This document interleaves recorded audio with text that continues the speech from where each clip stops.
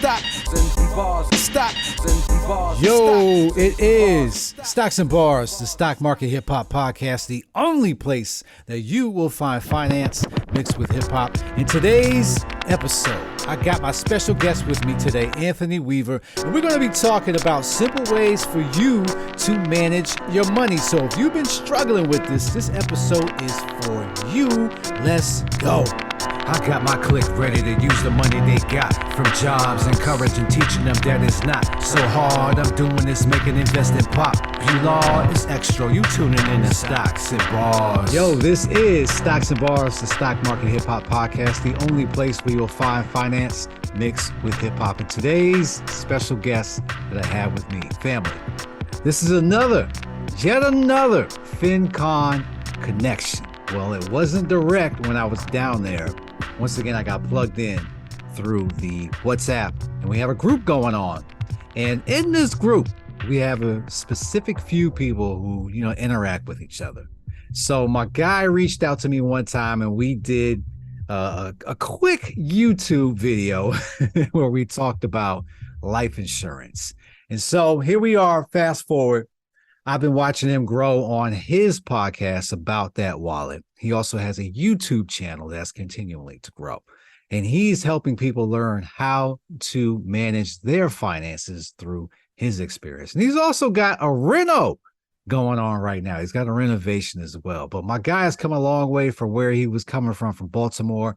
And I brought him on the show because I want everybody to understand that your circle is who will empower you to be your best. So family, let's put our hands together for my guy, Anthony Weaver. What's going on, man? Also, he is now a FinCon speaker.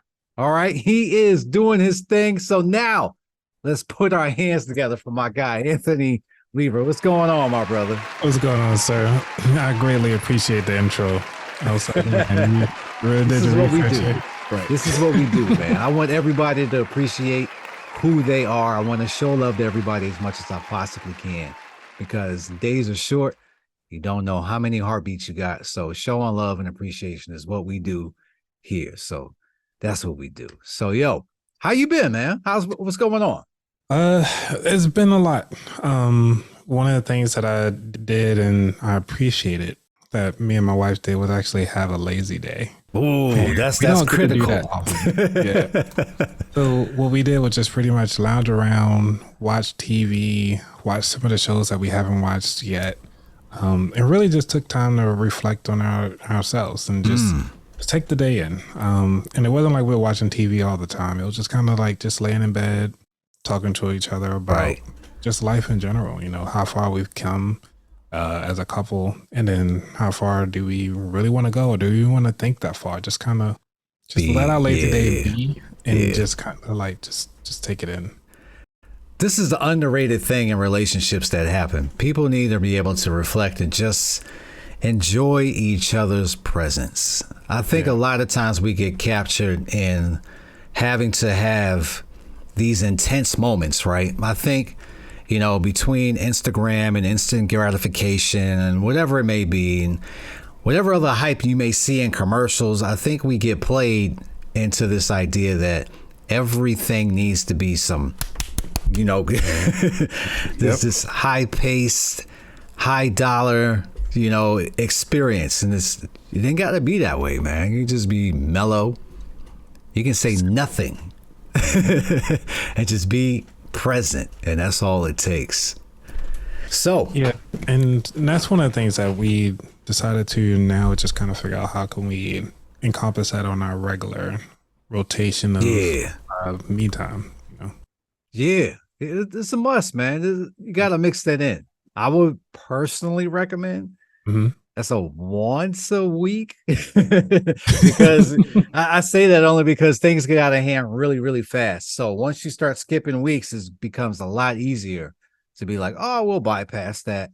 So being able to fit in, because it won't have to be a full day. It can just be, okay, after work, we going to vibe out for 4 hours and have no electronics, nothing disturbing us. You know what I'm saying? And that's how simple it could be. Yeah. So speaking on simplicity, this podcast right here is going to be all about simplicity. We're going to talk about simple ways for you to manage your finances. So before I get into that, I want you to break down your upcoming. So let the listeners know, who you are, where you come from, and how you got to where you're at. Well, who I am, my name is Anthony Weaver. I am the host of the About That Wallet podcast show. And what I guess you could say my journey when it comes to finances has always been about that instant gratification, because growing up in the city, you'll get joked on about just about everything you wear. Yeah. Even as a kid, like you get roasted by the adults. Like there's no cover. So you got to make sure that you're on it. Even if you were to buy leather and you thinking it's leather, you rocking it like it's leather. And then somebody show you leather, yeah, and it's all peeling and everything. Yeah. So, growing up, and that was one of the things, at least for me growing up, was shoes, because that was the only thing I really could control, because we were wearing uniforms back then. Especially in the city, uniforms were the thing. They wasn't like, I didn't start to wear regular clothes until we moved out into the county, in Baltimore County. Okay. From Baltimore City.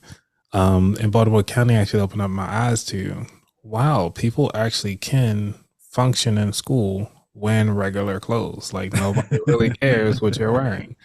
But in the city, all you had were the accessories, because you're wearing uniforms, like the pasty yellow shirts and the blue jeans, blue slacks. And you had to have like your black shoes, and then sometimes they'll kind of deviate a little bit on the shoe wear. And then when you get out to play, you had your play shoes and everything like that. So I had the Mr. Rogers where you just change your shoe. And then because my mom it was in a household, it was like five kids, 2 adults. So you have 7 people in the household. So money was tight. And so we'll always go to the $24 store. I'm not sure if they still have them. I think they have the $29 stores now. The inflation probably made it the $50 store right now. I know, right?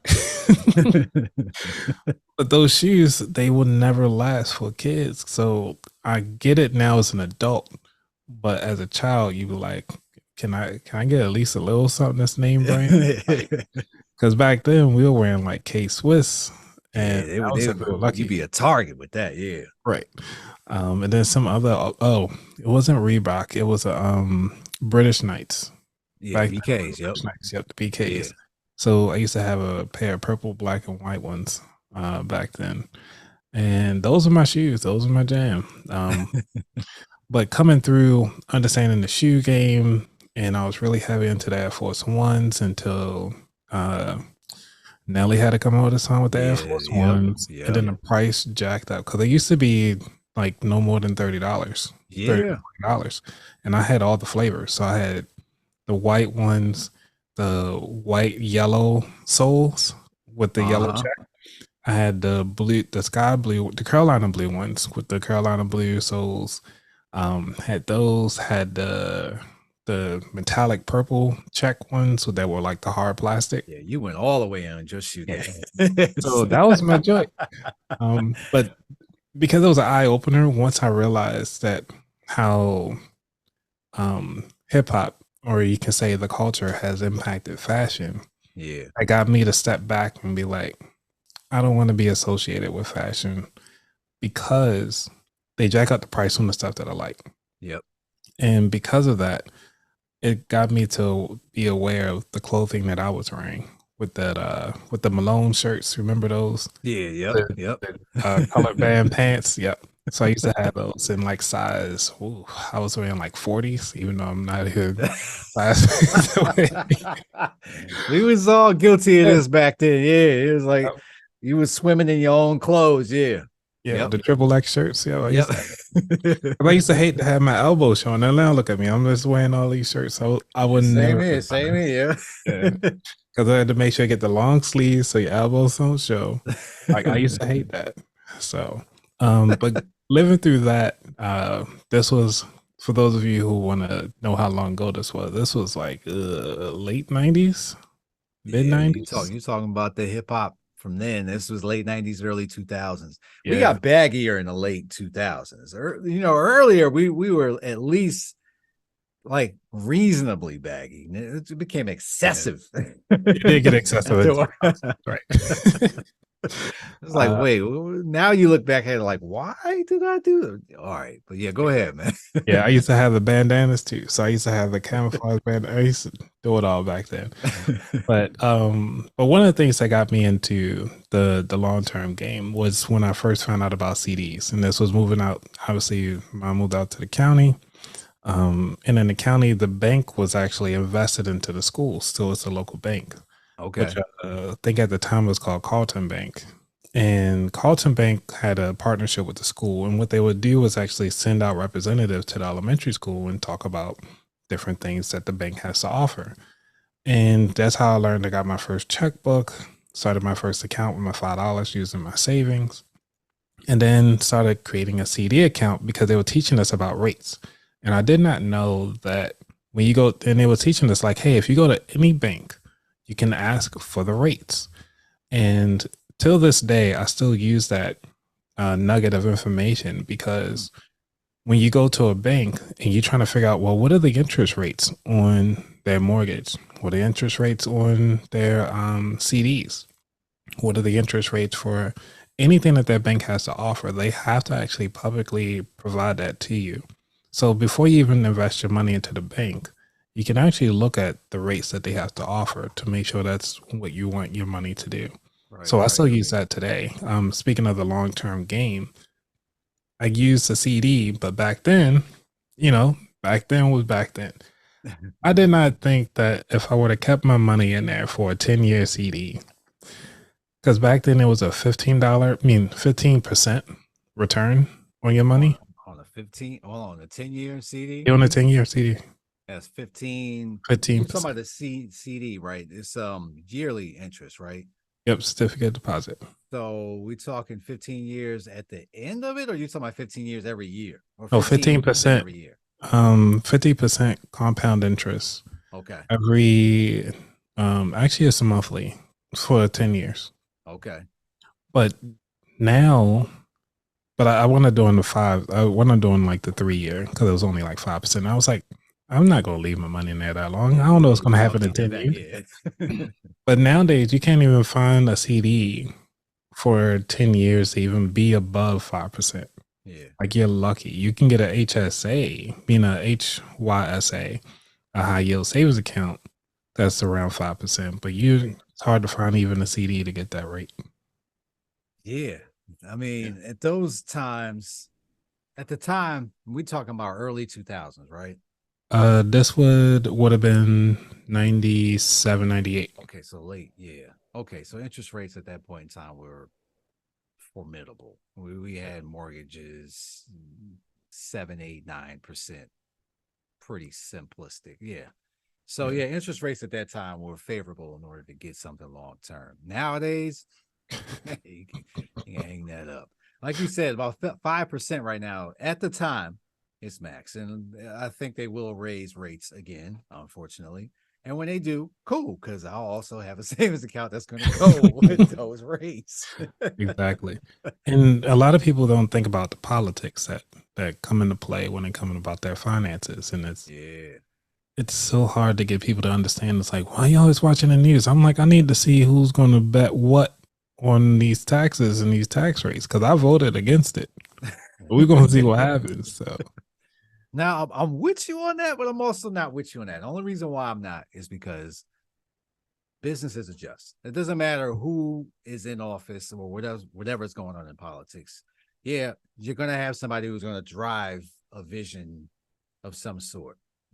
But we always adjust. No matter what the circumstance is going to be, we always figure out a loophole to say, yeah, they doing that, but I can do this to get around that, and then I'll be cool. So I used to pay attention to all that, but then once I realized that there's so many laws, or not laws really, there's so many ways that in tax code that you can get around something.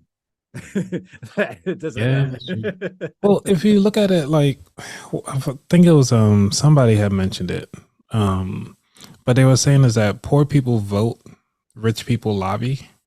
Yep. So Yep. if the rich people are lobbying up against us, it's like it's tough to win. Yeah. Even if we get the right people in office that said that they were supposed to do, wind up not doing it, it's because of the lobbyists coming through to do Yep. something else. That's big money. You Yeah. can't swing a bat at that one, man. No. That's why I said we always adjust. It doesn't matter. Business is always going to be business. And this is why I always tell people to get your own business, period. Whatever you have a passion about, start a business. It doesn't need to be something that needs to be making $100,000 a year. Just start a business in it. And once you have that foundation in your LLC, then at least opens up the door for you to have some type of tax benefit that you can take advantage of or not. That's up to you. But at least you'll have something to stand on. I kind of disagree on that one. You know what? Oh, I won't say I 100% disagree. I will say that it depends. yeah. And the reason why I say it depends is because business isn't for everybody. No, it isn't. You're right. You're right. You got to be cut from a specific cloth in order to run this gamut. That's for certain. Yeah, because that 24-hour work schedule is not for the faint-hearted. When you think you got a holiday and all you're doing is thinking about making money. Hey, you thinking about paying your employees on the holiday. Like, how are you going to plan your business around your employees?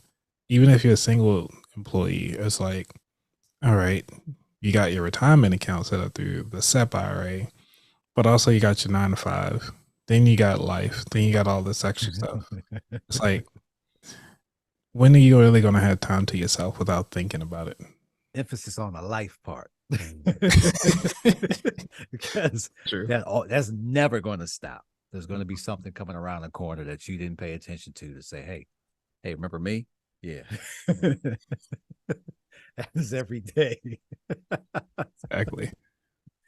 So let's talk more about Baltimore, right? Because you're from the area. Yeah. So tell me about growing up in the Baltimore area, and what you learned from that time as a youngster. So most of my time was pretty much in the streets. But also my mom was a young mom. So she had us she had me when she was 17, going into 18. Okay. So, yeah, she had me around 18. And during that time frame of pretty much I watched my mom grow up. Yeah. And what we used to do was catch the bus together. And when she went to work, I would actually have to hide behind the counter to not make a noise when a customer come in. Oh, snap. Because real live story, family. Yeah. Because it's like, she's the only one taking care of me. And, you got to be quiet. And then, the grandmother was charging my mom to watch us. Us meaning like, because my mom had 2 more kids shortly after me. And, she would just kind of had us in tow while she's going back and forth to work as a single mom. And watching her through that process and living in Baltimore, it was fairly straightforward. But during that time frame, because our eyes were a little bit better than hers, we had to watch out for the bus numbers. I remember she was like, "What that bus number say?" I was like, "It's the 5, Mom. It's the 5, Mom." Like, so we had to catch the 5 a lot. But understanding like the 5 or the 15, like know the routes and everything like that. So growing up then in the city, you actually get to learn the public transportation, learn to keep your head on the swivel, keep your head down when need to, and just kind of, go about your day. It's a normal day.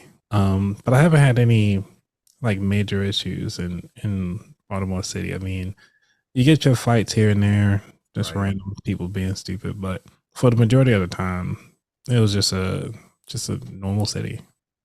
All right. Yeah, I'm from New York, so I got a similar story here.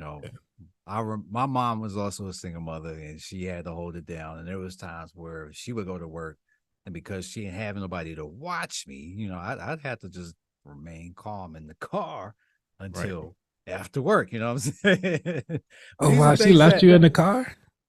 It was moments where I had to be in the car. I'm not gonna say I had the windows up and I was baking, right, like that.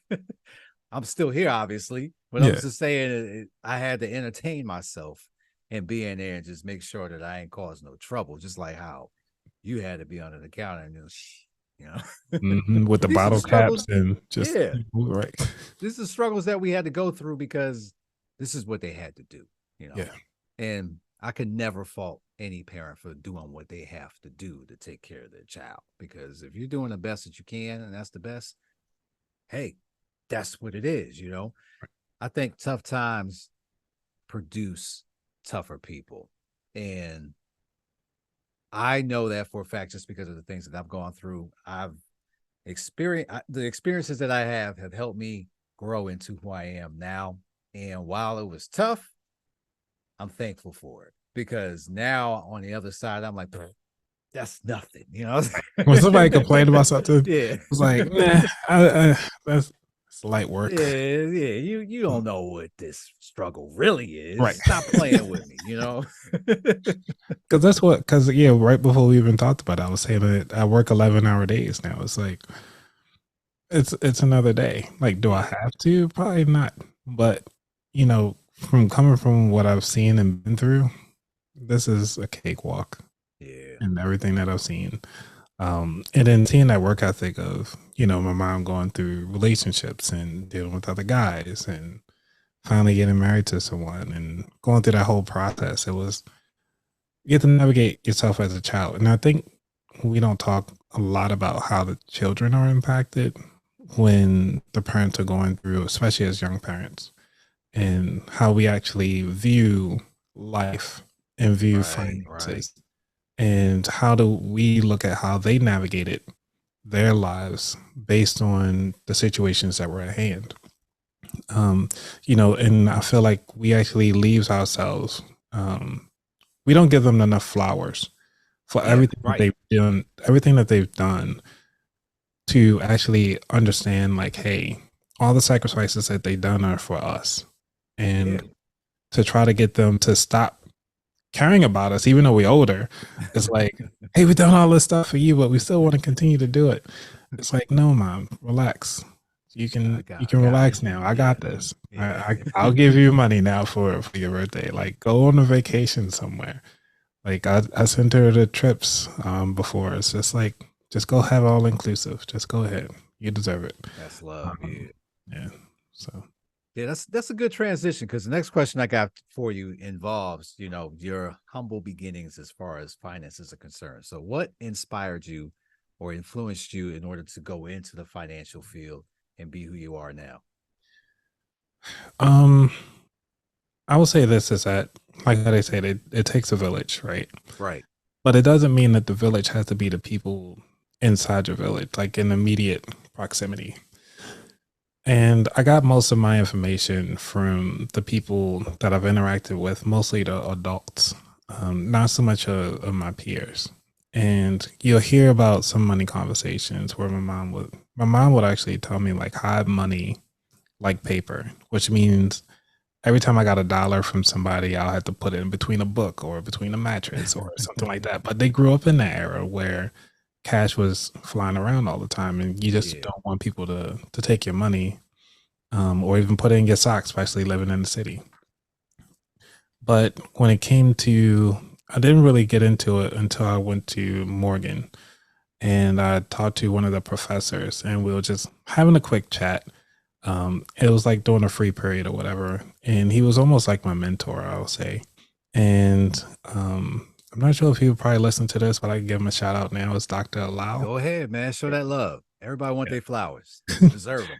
So Dr. Allow, he was the first person I talked to, and he was talking about how his circle of friends, or a circle of people that he was going to dinners with, and it was like, yeah, we just dropped like $100,000 on this and dropped $1 million on that.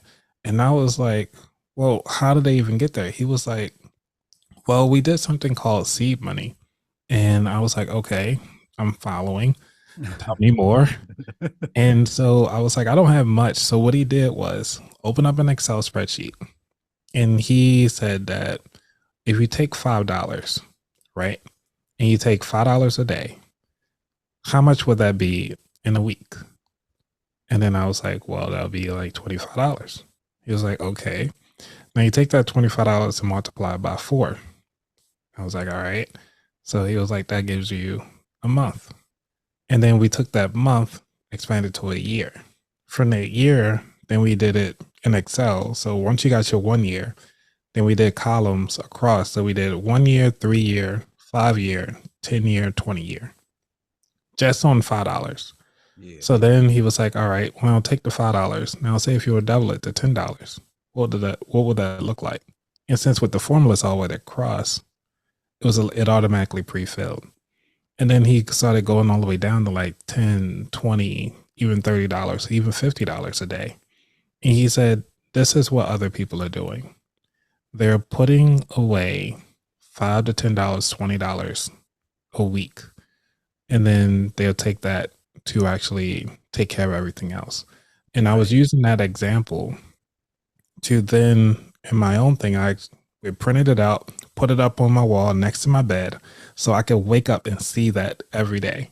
So I took that Excel sheet. Word. And because I was doing that, I was like, cool, I want to hit $20 a day.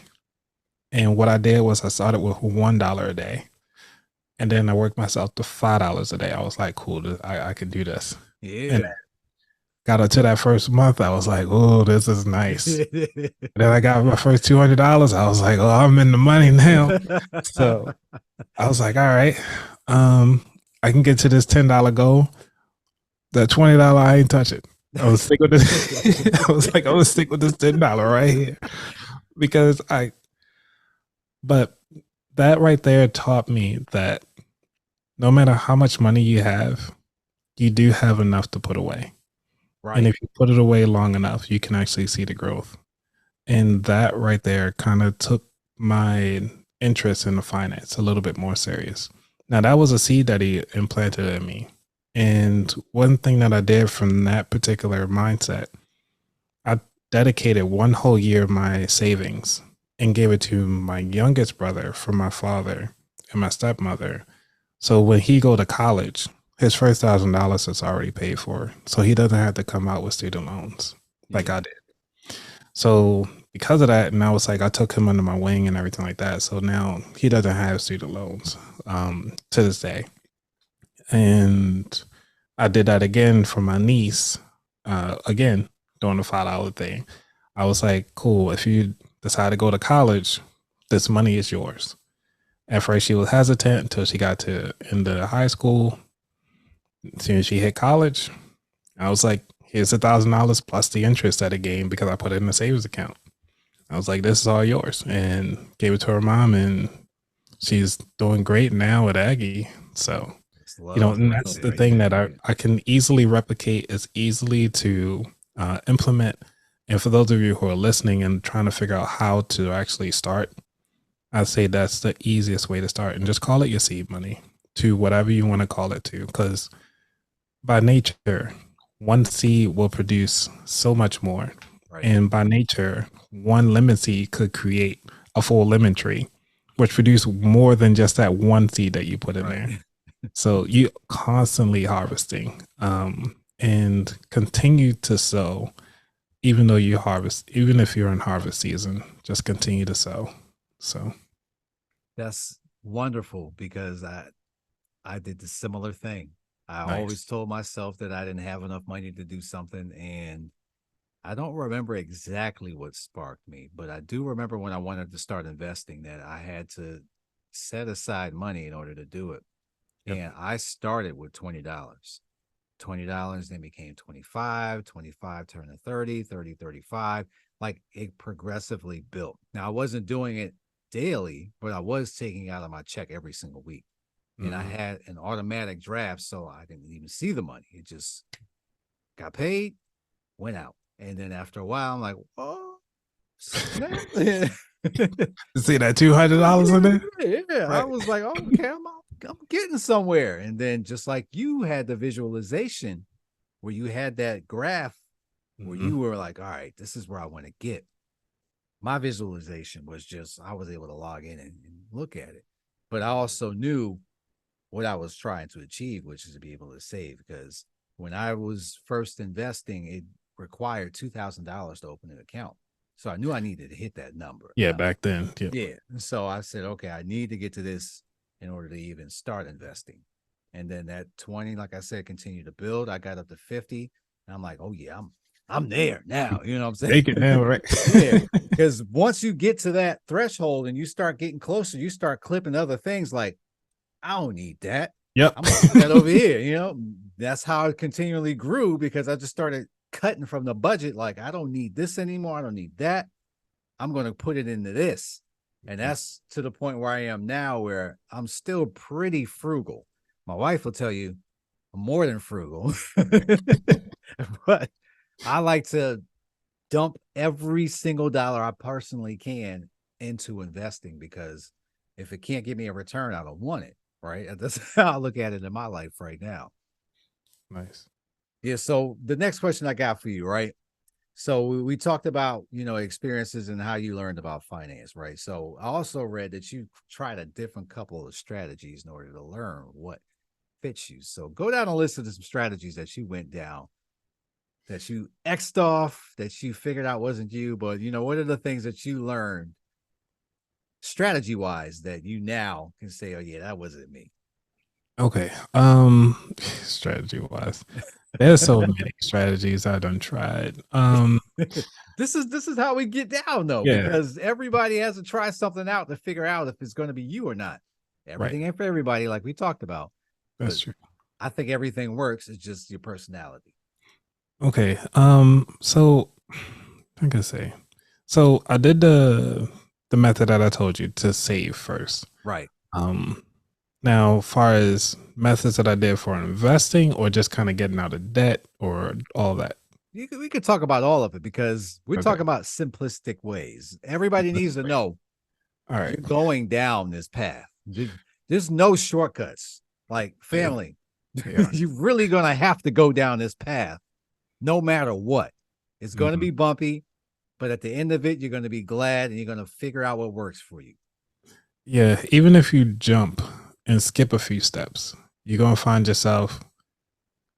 It's almost like still got to wait your turn until life catches up because you jumped and then you got to start again. Yeah. Like I said, no shortcuts to this. There's none. So one of the things that I was doing, like, because that same person, that same teacher, was talking about credit, how Black people usually don't view credit as a thing. They usually tell you just stop at one credit card. And I was like, well, yeah, that's kind of what they teach you. And he was like, well, did you know that most people actually have enough credit to supplement their annual income? And I was like, no, I did not. So that also, it was another seed that he planted with me as far as the financial side. It's like until I started getting credit cards, and I think I had 1.7 credit cards. All of them were paid off at the time. That was fine. Yeah. But it wasn't until I got into a relationship where I found out about like authorized users and all this stuff. And getting into that, I don't go into the relationship side of the house, but allowing a lot of the expenses being racked up and paying that off. So I wasn't familiar with this avalanche or snowball method. I was like, for me, I was like, well, what can I afford to pay off right now? Because I love to see zero on a credit card. That's my jam. And so because things were piling up faster than what I was doing, those were going a lot further. So what I used was the hybrid approach to pay down my credit cards. So I paid as much as I can on the lowest one. Then I will pay the monthly payment for the big one, which slowed down my progress. Once I got some more money, those three, because I was getting paid bi-weekly. So, some of those months you actually get paid 3 times. Yeah. So I'll take that extra one and dump the whole thing into the lowest one and then continue to pay. And then I started trying to pay down other things. Now, when I say I did the hybrid approach, I was even learning about balance transfers. Like, what are those about? So I tried those out. Those backfired because, again, the relationship that I was in, she maxed out that one too, while I was trying to pay down the other one. So that it was a mess. I should have just cut the card up, just kind of took a name off, and then we got a huge argument because I was asked for it back. But we ain't gonna go down there. So, I'm not laughing at your pain, but I'm laughing at your pain. Right. So I go down, so I finally left that situation and started on my own again, pretty much back to zero. And being back at not even zero, I still had, excuse me, I still had credit cards that had balances because I left that relationship pretty much broke in the complete negative, to the point where I couldn't even pay the minimum balance on all of my cards across and pay rent and gas, electric, and everything like that. I didn't have any furniture in my first place. So it's almost like those reels where you say like you got enough for the house but no furniture. Like your house broke, yeah. Yeah, it's like echo and everything. It was all that. And so what I did was, with that approach, and this is another thing, you learn a lot by making mistakes. So I wound up closing. I think I closed at least 5 or 6 credit cards at the time, because I had, like I said, I had 8 of them. So I was down to my last 3. And what will happen is, I'm not sure if you guys know this, if you read the fine print of your credit card statements, they will say that based on your credibility of another company, their competition will impact your available credit for your current credit card. So even if they have no relations, once they pull your credit and see that something else you're faulty on, they will lower your credit on on another credit card. It's just weird how that happens, right?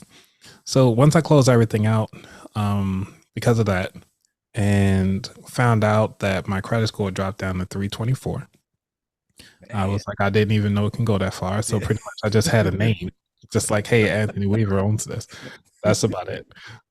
So it was 324. And what I did to bounce back was I had to put them all on payment plans. But because, remember, I already have the understanding of how to do the seed money, the seed money process again, because they was like, well, we can't support you until you not pay on these cards for 3 months. So because I wasn't paying on the cards for 3 months, I saved everything into an account.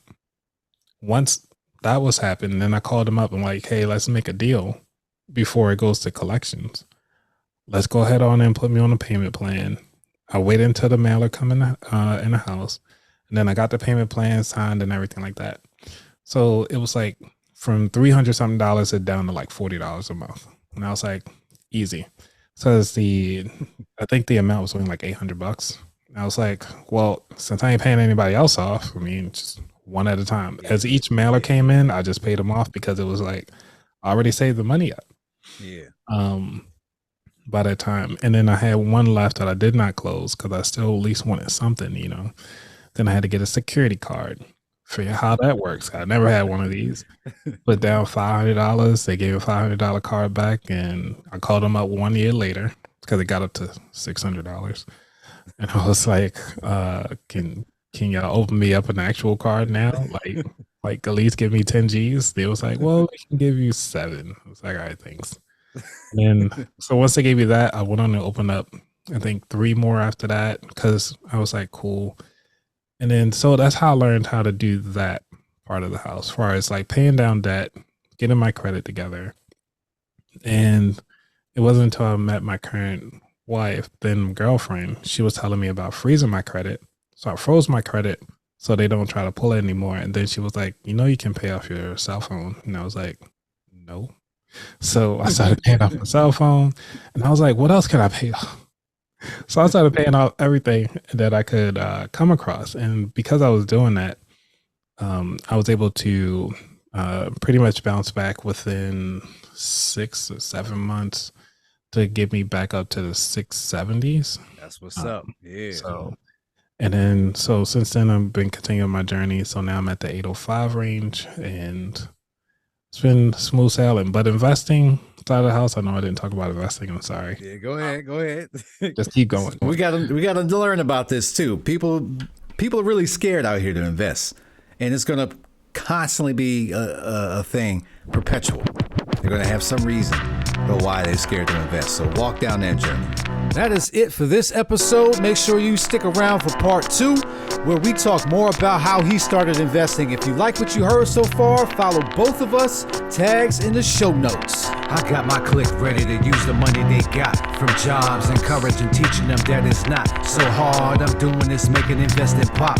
You law is extra. You tuning in to Stocks and Bars. Stocks and bars. Stocks and bars. Stocks.